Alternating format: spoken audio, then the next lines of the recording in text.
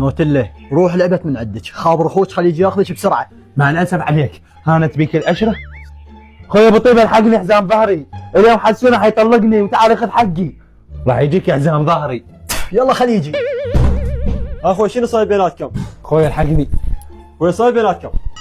ابو طيبه الله جابك، هاي اختك الله بلاني بيها بلوه، لا تعرف تغسل، لا تعرف تنظف، لا تعرف تطبخ، النوب حتى غزل ما تعرف تتغزل بيه، ابوك مات وانا تورطت بيها. صدق هذا الحكي؟ وليش ما تغزلين بيه؟ خويا كذاب، اتغزل بيه بس هو ما يحبني. ابو طيبه اسمه غزل، هو اذا اقتنعت بيه عمانه فصالك. والله سمعيني. كان غش هذا الشمري. وينك يا بعد الروح؟ جاي ازرع طماطه.